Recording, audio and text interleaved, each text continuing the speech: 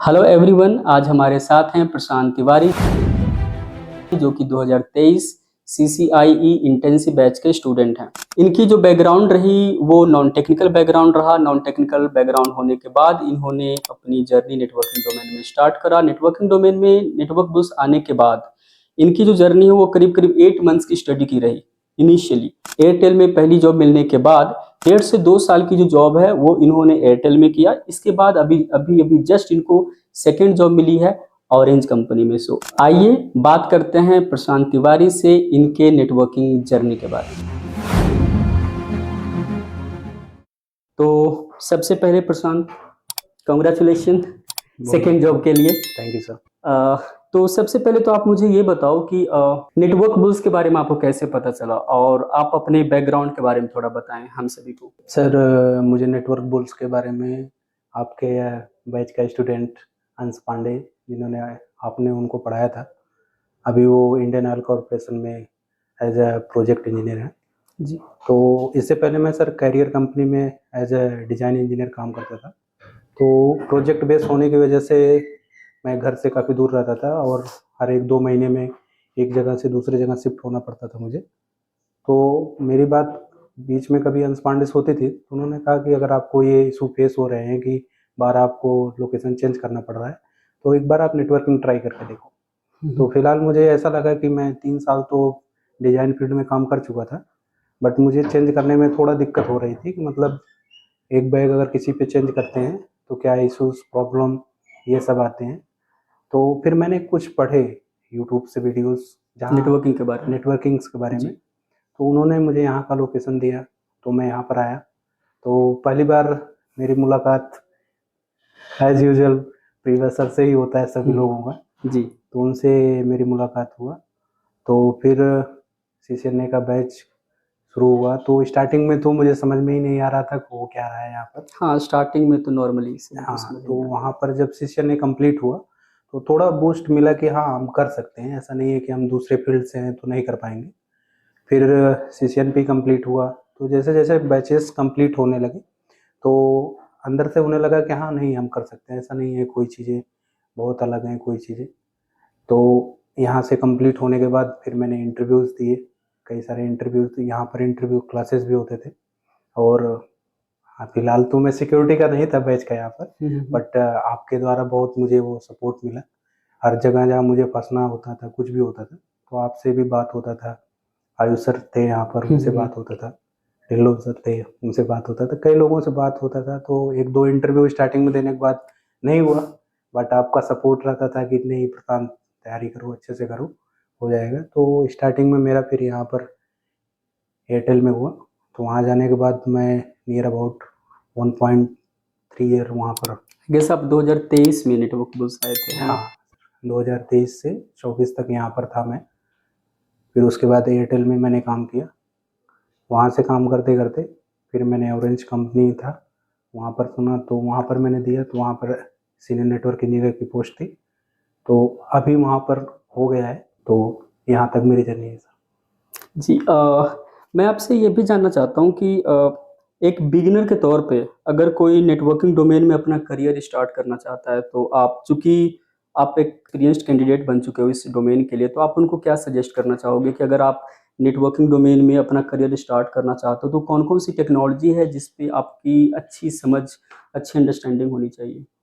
एक पहले का टाइम था सर कि राउटिंग स्विचिंग करके लोग जॉब को अपना सिक्योर कर सकते थे, बट अभी जो फील्ड में, क्योंकि मैंने काम कर चुका हूँ, जी। तो उसमें कई ज़्यादा टेक्नोलॉजी आएंगे, जैसे फायरवॉल्स है, बेसिक चीज़ है, SD-WAN है, और थोड़ा बहुत क्लाउड की भी तरफ शिफ्ट हो रहा है। तो राउटिंग स्विचिंग तो इम्पोर्टेंट है क्योंकि वो कोर है। जी। वो इंसान जब कर लेता है तो आगे का जो प्रोसेस होता है वो कर लेता है। लेकिन फिलहाल अभी के लिए अगर आप मार्केट में अच्छी जॉब सिक्योर करना चाहते हैं तो राउटिंग स्विचिंग के साथ आप सिक्योरिटी का भी पोर्शन जो है, अगर आप उसको कवर करते हैं तो वो आपके लिए ईजी रहता है किसी भी जॉब को एक्वायर करने के लिए। आपने ये भी बताया रिकॉर्डिंग स्टार्ट होने से पहले कि आपने एयरटेल में जॉब किया और वहाँ पे आपने SD-WAN प्रोजेक्ट पे भी काम किया हुआ है। हाँ सर। तो मुझे आप ये बता सकते हो कि SD-WAN चूंकि एक न्यू टेक्नोलॉजी है, एक इवॉल्विंग टेक्नोलॉजी है, तो ये मार्केट को किस लेवल पे चेंज कर रहा है, नेटवर्किंग वर्ल्ड को? सर बेसिकली जैसे एयरटेल दो टाइप के कस्टमर को हैंडल करता है। एक तो उनका डोमेस्टिक है हो गया, एक इंटरनेशनल हो गया। डोमेस्टिक में जितनी भी जो सर्किट होती है कस्टमर की, या तो वो MPLS पे होता है, ISP पे होता है, या तो RF सेगमेंट में होता है, जहाँ पर अगर हम कुछ सर्विसेज नहीं प्रोवाइड कर पाते हैं तो वहाँ पर RF सेगमेंट में शिफ्ट होता है। बट उसमें इशू ये होता है कि पहले था कि चलो ठीक है, हमारे नंबर ऑफ कस्टमर कम थे, अभी नंबर ऑफ कस्टमर बहुत मैक्सिमम हो गए हैं। तो उससे क्या होता है कि कुछ भी होता है तो मैक्सिमम टाइम लिंक डाउन हो गया है, या उनको पैकेट ड्रॉप का इश्यू फेस हो रहा है जी। और मल्टीपल चीज़ें फेस होता है। बट SD-WAN में ऐसा है कि एक बार सेटअप करने में उनको टाइम लगता है, बट ये जो बेसिक चीज़ें हैं, जैसे उनको लेटेंसी आना, पैकेट ड्रॉप आना, या वेबसाइट रिलेटेड इशू आना, या किसी भी तरीके से BGP उनका इस्टेब्लिश नहीं हो रहा है, कुछ नहीं हो रहा है, तो उनका जो क्या होता है कि सर किसी भी डिवाइस के दो पार्ट होते हैं, एक कंट्रोल मैनेज प्लेन, एक कंट्रोल प्लेन। SD-WAN ने क्या किया, उसको उस कंट्रोल प्लेन को ही निकाल के एक कंट्रोलर में रख दिया, जो सेंट्रलाइज फॉर्म में कर दिया उसको। तो जिससे क्या हो गया कि हम डिवाइस के फुल कैपेसिटी को यूज करने लगे, और इससे ये हो गया कि हमको जो बेसिक नीड है कि जब तक कोई भी डिवाइस डिस्कनेक्ट ही ना हो जाए तब तक कस्टमर को कोई ऐसा सचेस रिलेटेड, जैसे उनको लेटेंसी इशू होना, पैकेट ड्रॉप इशू होना, या कोई पर्टिकुलर साइट ना रीच कर पाना, तो वो ऑटोमेटिकली वो अपने बैकअप में सेटअप कर लेता है SD-WAN। तो इसलिए जी। मैं आपसे ये भी जानना चाहता हूँ कि चूंकि एक स्टूडेंट के तौर पे आपने यहाँ पे करीब करीब 8 to 10 मंथ्स की स्टडी करा है, तो वो स्टूडेंट्स जो नेटवर्क बुल्स ज्वाइन करना चाहते हैं, है ना, तो उनके लिए आप क्या बताना चाहोगे नेटवर्क बुल्स की ऐसे हिडन फीचर्स के बारे में जो कि नेटवर्क बुल्स को औरों से अलग बनाता हो, या फिर इंडिया में जो अदर नेटवर्क एकेडमी है उनसे ये नेटवर्क बुल्स यूनिक है और अलग है? सर मैं एयरटेल में स्टार्टिंग में जब 6 महीने था तो हम लोग तो बेसिकली वहाँ पर ट्रबल शूटिंग सीख ही रहे थे जी। क्योंकि किसी भी नेटवर्क में बहुत सारे कंपोनेंट्स होते हैं जो शायद ही हम लोग के पास वो एक्सेस हो। लेकिन धीरे धीरे वहाँ पर सीखने के बाद तो हम लोग कुछ ऐसे पोजीशन पर आ गए, जैसे वहाँ पर IP से रिलेटेड स्टूडेंट आते थे, तो शायद हम ही लोग इंटरव्यू देते थे, लेते थे मैक्सिमम लोगों का। तो मैंने भी देखा वहाँ पर, जैसे अदर मार्केट में अदर भी इंस्टीट्यूट है, अदर जो एकेडमी है, हाँ जी। एकेडमी है, उनके भी बच्चे आते थे। तो इंटरव्यू लेने से हम लोग को ये पता लगता था कि हमारे नेटवर्क बुल्स के जो वहाँ पर बच्चे जाते थे उनको लैब मैक्सिमम मिलता था। अदर इंस्टीट्यूट में उतना लैब्स नहीं है, सिर्फ वो एक फंडामेंटल ले लेते हैं कि चलेंगे ये फंडामेंटल है।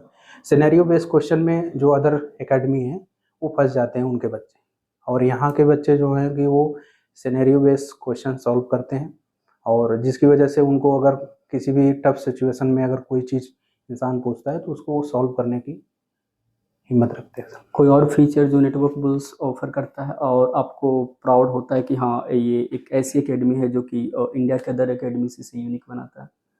सर सबसे पहला Like? पॉइंट ये है कि यहाँ पर जो लैब फैसिलिटी है वो तो ही है, उसके साथ साथ यहाँ पर जो ट्रेनर हैं सर वो बहुत ही सपोर्टिव है। हमारे केस में तो मैं तो जानता ही हूँ सर, मैं तो एक इंटरप्राइज का लड़का था, अगर हमारे ट्रेनर सपोर्टिव नहीं होते तो यहाँ पर जो ट्रेनर हैं सिक्योरिटी पढ़ा रहे हैं वो क्यों ही इंटरप्राइज बच्चों को ये सलाह देंगे कि ये पढ़ो। तो यहाँ पर कोई भी ट्रेनर किसी भी बैच का रहता था तो बच्चों के साथ सपोर्टिव रहता था। अगर कोई बच्चा कुछ दूसरा भी सीखना चाहता है तो उनको बताते थे कि उनको कैसे करना है। तो ये सब चीज़ें हैं जो नेटवर्क बुल्स को प्लस पॉइंट मिलाते हैं। एंड लास्ट क्वेश्चन जो होगा मेरा आपसे वो ये होगा कि अब ये आपकी चूंकि सेकेंड जॉब है, तो इसके बाद का क्या, आप नेक्स्ट कौन सी टेक्नोलॉजी है जो कि आप पढ़ना पसंद करोगे सर मार्केट को देखते हुए? अभी तो नेक्स्ट मेरा ये है कि अभी तो मैं काम तो कर ही रहा हूँ, बट नेक्स्ट मेरा ये टारगेट है सर क्लाउड सिक्योरिटी की तरफ थोड़ा मूव होना। बिल्कुल, तो उसकी तरफ मैं सोच रहा हूँ सर। क्लाउड सिक्योरिटी कौन सी? AWS। So thank you so much. हमारे साथ थे बेसिकली हैं प्रशांत तिवारी, और मिलते हैं नेक्स्ट पॉडकास्ट में। Thank you so much.